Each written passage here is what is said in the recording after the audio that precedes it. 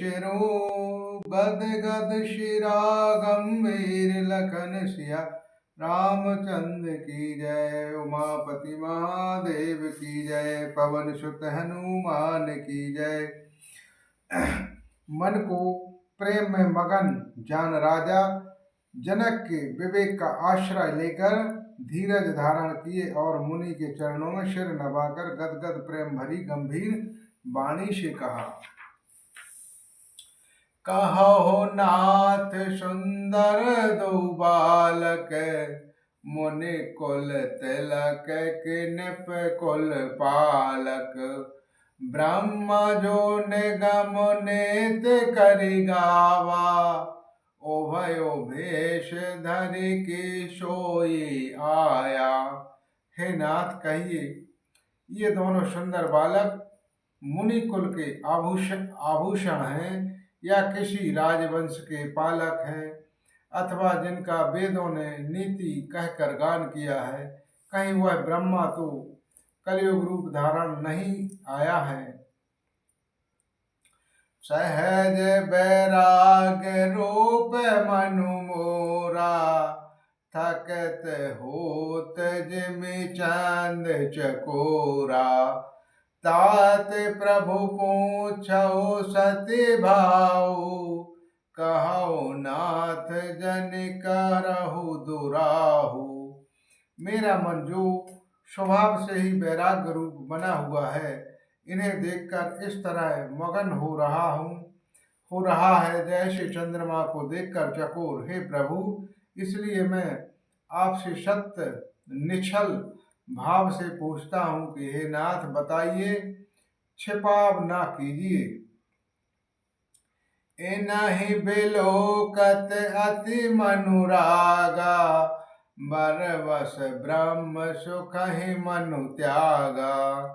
कहे मुनि विषय कहो निपनी का बचन तुम्हारे न होए अली का।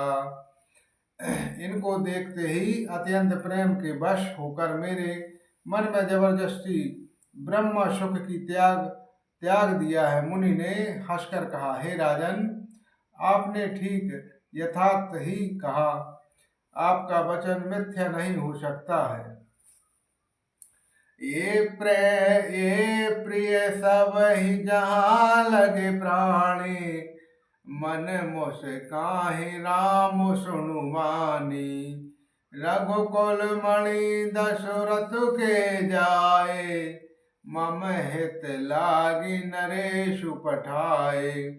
जगत में जहाँ तक जितने भी प्राणी हैं ये सभी के वो प्रिय हैं। मुनि की रहस्यमय वाणी सुनकर श्री रामचंद्र जी मन ही मन मुस्काते हैं, हंसकर मानो संकेत करते हैं कि रहस्य खोलिए नहीं।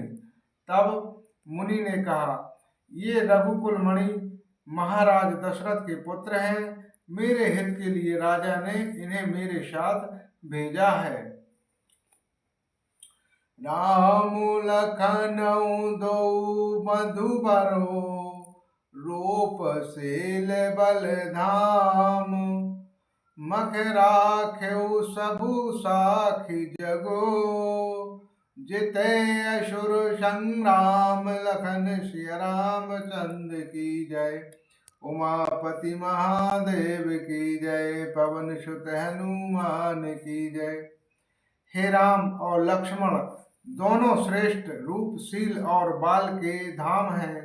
सारा जगत इस बालक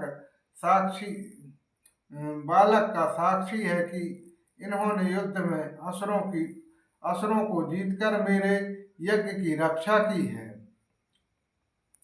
मुनि तब चरण देख कहे राऊ कहे न सकल निज पुंज प्रभाऊ।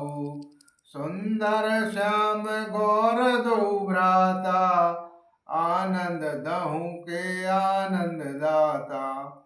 राजा ने कहा, हे मुनि आपके चरणों के दर्शन करके मैं अपना पुण्य प्रभाव कह नहीं सकता। हे सुंदर श्याम और गौर वर्ण के दोनों भाई आनंद के भी आनंद देने वाले हैं। इनके प्रीत परस पर पावनहि, करहि न जाय मन भाव सुभावनि। सुनेहु नाथ कहु मुदिक विदेहु, ब्रह्म जीव सहज शनेहु। इनकी आपस की प्रीति बड़ी पवित्र है और सुहावनी है। वह मन को बहुत भाती है, पर वाणी से कही नहीं जा सकती है। विदेह जनक जी आनंदित होकर कहते हैं, हे नाथ सुनिए, ब्रह्मा और जीव की तरह इनमें स्वाभाविक प्रेम है। पौने पौने प्रभु चितव नर नाहु, पुलक गात और अधिक उछाहु। मुनहि प्रशंस नाहि पद शेषु, चले उलवाई नगर अवनेशु। राजा बार बार प्रभु को देखते हैं। इष्ट दृष्टि वहां से हटाना ही नहीं चाहती। प्रेम से शरीर पुलकित हो रहा है और हृदय में बड़ा उत्साह है। फिर मुनि की प्रशंसा करके और उनके चरणों में सिर नवाकर राजा उन्हें नगर में लेवा चले। सुंदर सदन सुखद सबु काला, जहाँ बाशुलय दीन प्रभु आला। करि पूजा सब विधि सेवकाऊ, गवहु राव ग्रह विदा कराऊ। एक सुंदर महल जो सब समय सभी ऋतुओं में सुखदायक था, वह राजा ने उन्हें वहां ले जाकर ठहराया।